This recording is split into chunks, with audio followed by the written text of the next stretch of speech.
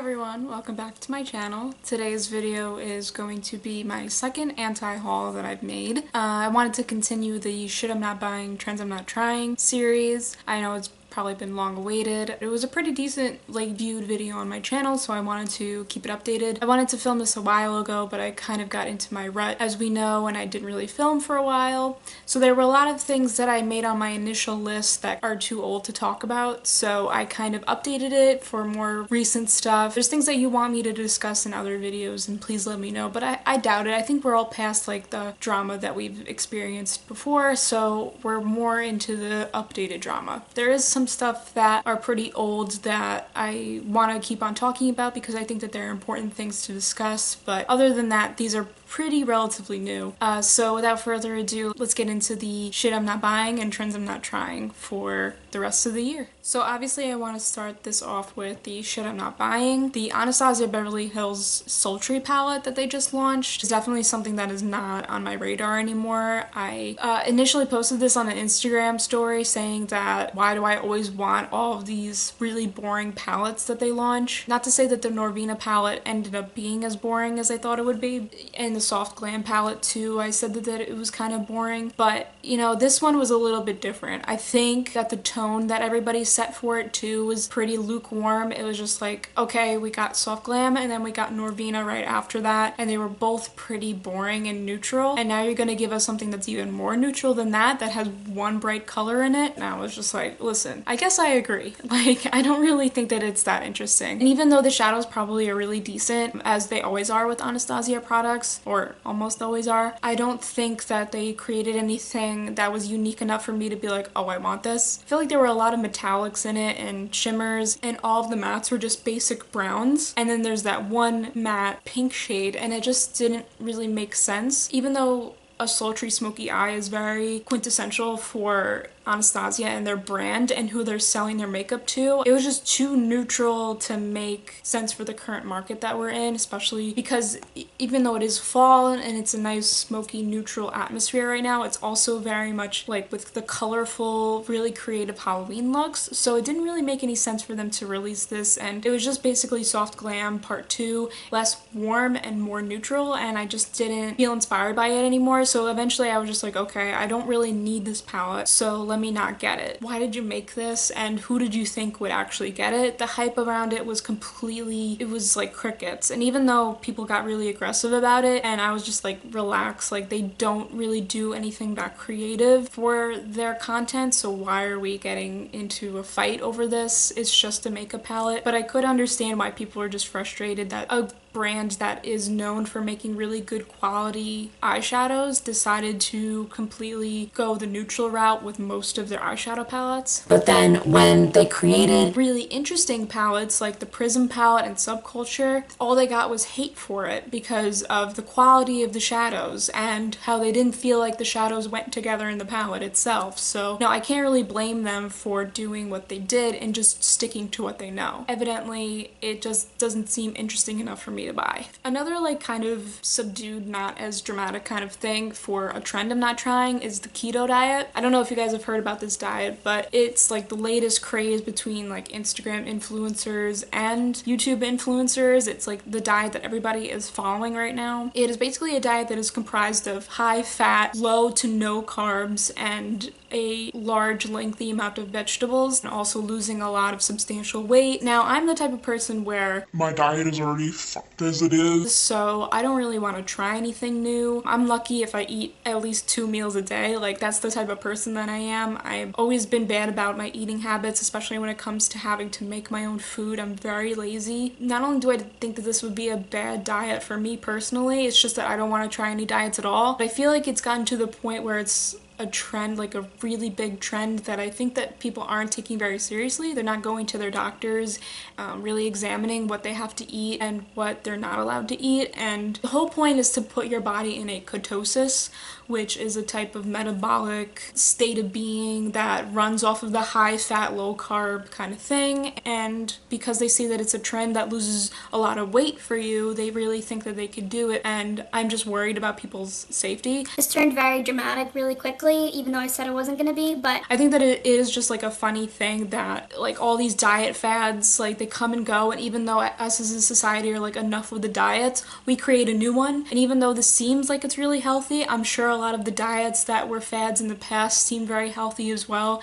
and we completely realize that they're not, and we ended up starving ourselves. So I feel like getting into the wrong hands, a diet can be used for evil instead of good. So I'm just a little bit cautious about people that make a ton of videos about the keto diet. Like even some of the people that I follow on social media are doing it and make a lot of videos about it just to let people know what they're doing. And these are people that work from home, that have a ton of time spent with their doctors, have personal trainers, and have the means and the resources to give themselves the food that they need to follow this diet very closely. And what people aren't understanding is that we don't all have the same resources accessible to us. So I just worry about the common average person, like working a part-time job. You know, I wouldn't be able to follow this diet that closely. It seems very interesting and something that I could probably get into, except like pasta is my entire universe, so that's really not gonna work out for me. And I also can't have rice. Like, that's literally my boyfriend's entire diet is rice.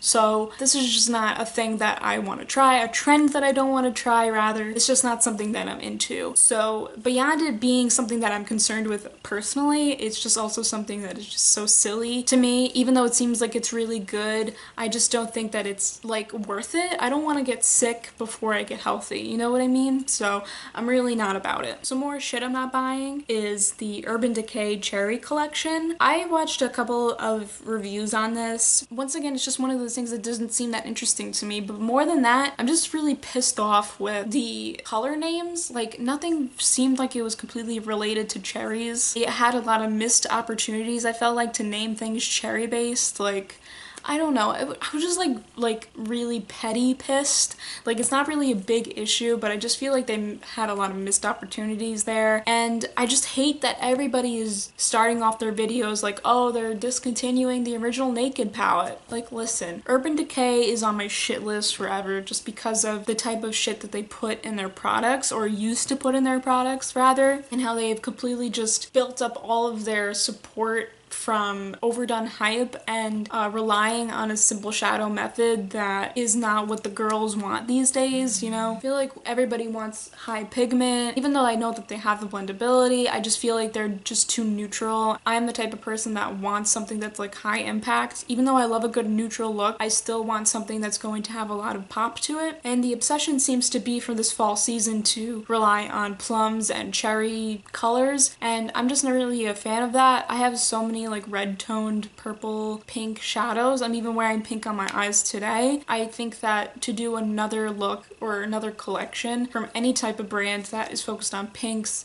and deep burgundies and plums is just really frustrating, because it's like we've seen it a million times. And Urban Decay just as a brand frustrates me because I feel like they just don't listen to their consumers and they just keep recycling the same thing over and over again. Like the Naked Heat palette was their every single other palette that they've had, except they're copying Modern Renaissance. It's just like, I feel like they're copying a lot of people and they're not really sticking true to their own creative genius, and they stick with trends, but I just don't really feel like it's genuine when Urban Decay does it, because I just don't understand why they can't figure out a highlighter formula that works, or they can't figure out how to create a palette that isn't one note and completely boring and unoriginal. I just don't understand what they're doing, and I just feel like they're completely disconnected. Like there's their Naked products, and then there's like their creative collaborations, which are completely two opposite things. I feel like I never know what they're doing. So I just don't want to get anything from Urban Decay ever, really. Yeah, I just don't want to get anything from the Urban Decay Cherry collection. That's some shit I'm not buying. Another thing that's kind of serious that I wanted to get into from the anti-haul that I originally had planned as a trend that I'm not trying is race baiting. Now, this one I plan to talk about in conjunction with the Beauty Blender Foundation shade range.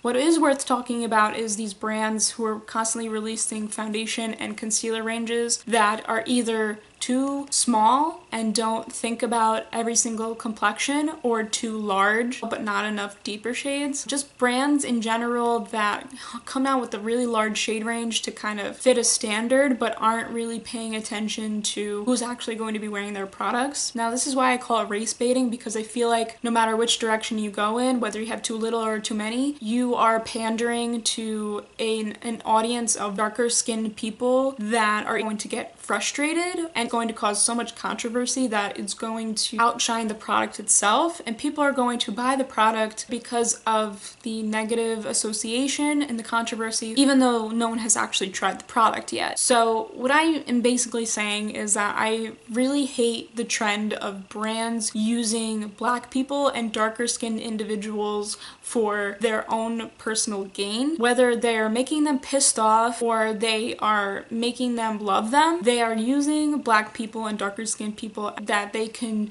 manipulate and utilize to their own advantage. It's a manipulation of an entire demographic for causing shock value in either direction. So if Black people are really frustrated with the foundation shade range being too little, or they're also frustrated with how they had so many shades but only had a majority of beige and white shades, then that brand gets a lot more publicity and a lot more discussion, and that brings them a little bit more popularity. Even though it's negative popularity, they are using Black people to get them riled up so that they can achieve a little bit more of a mass audience, especially from white individuals who hate Black people, you know? Like, we're going to have a situation where it becomes a race issue. It's like, this foundation is great and I don't understand why Black people are so mad about it. You know, that kind of thing. Then there's the other spectrum where it's like, if you have a large foundation shade range and you actually cater to all different types of skin tones, then you are appealing to the Black demographic and that they can profit off of them, because there are a lot of brands who recently have extended their shade range. A lot of brands are doing it at the same time to extend their shade range to more deeper complexions, because they feel like it'll bring them more attention and it'll make them look a little bit more woke than they actually are. To manipulate darker skinned individuals on that principle is really offensive and racist in and of itself, and I just don't really support it. I hate that we are in this position where we are using darker skinned people as a marketing technique. That is just another layer of capitalism that I just can't tolerate, and what it actually means to people of color to be able to purchase a foundation that actually fits them. Like, why can't you just make a foundation shade range and just stick to that formula for the rest of your launches, you know? So I'm not with the trend of race baiting in any capacity. Next, with some shit I'm not trying is the Morphe Vault collection from Jaclyn Hill. I know that this is considered old, but quickly I would just say that I am very frustrated with the way that it's being handled, and that they created simultaneously a bunch of new palettes for a second launch in only a month. And I wish that everybody would be upfront about it. I wish that nobody had to make so many videos explaining themselves for something that just sucks. And it really just frustrated me, because I had planned to buy this, and then seeing the negative reviews, this is why I always say I wait. I waited for this because I want to support Jaclyn Hill. I always have. She taught me everything that I know about makeup. She was one of the first YouTubers that I started watching.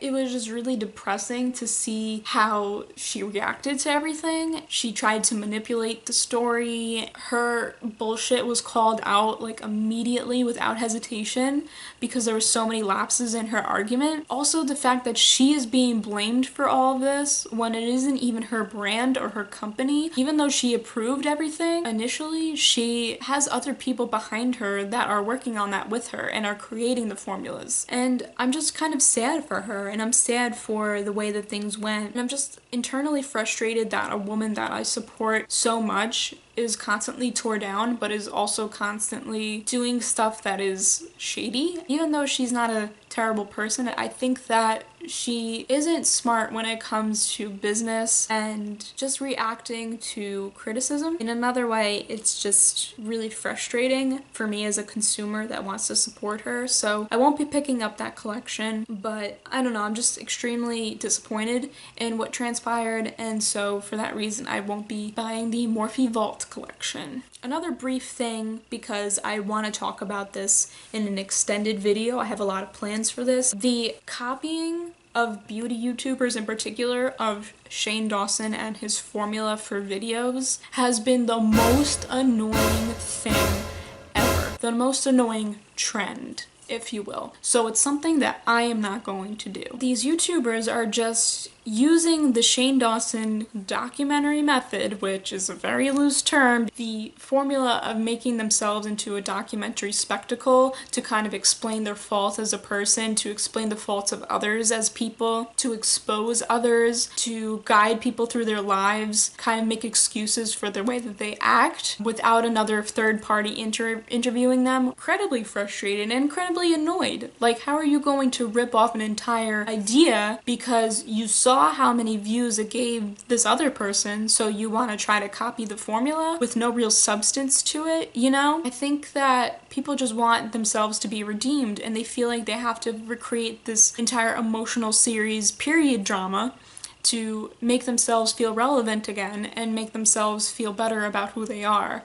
And it just shows their insecurity, their lack of creativity, their lack of thought, their lack of public understanding, and just lack of self-awareness. And that's something that I've been focused on a lot lately, is just being aware of oneself and how one conducts themselves in a tricky situation. Like, we all go through shit, we all go through problems, we all do things that we regret, but I don't think that anybody knows how to apologize and own up for those things. And so people are kind of being pushed into a corner, and they feel like their one way out is to completely unload all of their problems and emotional trauma onto an audience, which is something that Shane Dawson is doing with his documentary series. He's unloading emotional trauma onto an audience. I'm not going to get too aggressive into it because I, once again, want to talk about this more structured in another video, but I think that people copying a concept because they feel themselves to be emotionally compromised is incredibly frustrating as a viewer, because I don't want to be watching the same thing every day. And a lot of these YouTubers take themselves a little too seriously than I think that they should. And even though they run businesses and they are human beings who just want to be understood, I think that they're going about this in a very wrong way. It's just a trend that I don't want to try. I have no emotional things going on in my life where I want to do a 4-part series on it. You know, it's just not relevant to who I am as a creator and what I do as a person. This was something that I kind of just threw out there. Shit I'm not buying is the whatever Kylie Halloween collection that she wants to release. Haven't even seen it, don't even know what it's about, but I just know that she's trying to release something and I'm not into it. And then so the trend that I'm not trying, to kind of tie everything into each other, is Halloween looks. Now, I know this might get a little bit of a surprise response. Given my track record, it's not really expected of me. When it comes to the Kylie Halloween collection that she wants to put out, first of all, I am not into spooky Halloween looks. I love looking at them, but I don't like doing them. So I don't really know what someone who's as plain Jane as possible is going to do with a Halloween collection. Like, is she really going to create anything that innovative or exciting? Everything going to tie into Halloween, or is it just going to be like a fall collection? Fall collection might be a little bit nicer, but I just want to reiterate, you know, I mentioned this in my last anti-haul when I talked about Kim K's collections. I just don't really want to support the family. They are very frustrating to me. I know that I follow them on Instagram, so y'all can call me out for that, but that's just because I like their aesthetics. But as far as like supporting them as people, I don't really want to do that. I kind of just want to put that on the back burner as far as like things that I buy goes. So whatever type of land blase type of collection that she's going to release, in my opinion, she is the last person that I think should do a Halloween collection, because she's so boring and she doesn't even do any of her intricate, really interesting looks. She has a makeup artist helping her with those. Are you actually going to wear these colors? Like, are you going to do crazy looks? I know you just did a video with James Charles, but you once again didn't do the looks. Someone had to do it on you. So what's the spooky situation we got going on here, you know? And that's why I kind of get into how I'm not going to follow the Halloween makeup trend. I've already seen it, like my whole entire Instagram feed is just covered with it, and also YouTube too is just like just Halloween, Halloween, Halloween, and I just like kind of hate this time of year because of that, especially when year by year I follow more and more people who are very creative, and it's like, props to you, but I just am not interested. Yeah, I'm just not really into doing any spooky looks at all. Did a couple of looks last year with my boyfriend leading up to Halloween. The whole weekend we kind of partied and had fun and did a bunch of different looks, and that was really fun, but doing it before Halloween is so annoying, just not my style, and I don't really like to be spooky until absolute last minute, so I'm just not going to really do that many Halloween looks. Maybe I'll do a couple just for my Instagram, but I'm immediately washing it off. I'm not going to do any tutorials, no aesthetic pictures. I'm just going to leave it as is. Like, hate that it's like the last day of the month that I have to like suffer this whole entire month with. I'm just more ready for the holidays, to be honest. Like Halloween, even though you're really good to get drunk on and to do something really scary and watch really scary movies, people just ruin it every year by talking about Halloween on September 1st. Like, it's just so, I'm over it. And so that being said, also like Halloween collections in general, I'm just not my speed. So sorry Kylie, you're some shit I'm not buying. And also sorry Halloween, you're a trend that I'm not trying. And those are all of the things that I'm not buying and things that I'm not going to try for the rest of the year. Let me know some collections that you want me to discuss in future videos, whether it's anti-haul or something else. Let me know if you guys are excited for me to talk about Shane Dawson. I know that this is a pretty touchy subject, but I just have felt some bit of ways about it, being a person who is in the mental health community, as he likes to call it. But it's something that I want to discuss and I want to have a conversation with you guys as well. I feel like as a smaller channel, I could kind of experiment with a lot of things, and you know, hopefully you guys are interested. I hope that I could articulate my thoughts properly instead of just rambling for a 30-minute video. Yep, that is it for this video. Please give it a like if you haven't yet, and also if you want to subscribe to my channel. Yeah, I will come up with another anti-haul video probably in the distant future, but I hope you guys enjoyed this one, and I will see you guys in the next video. Bye.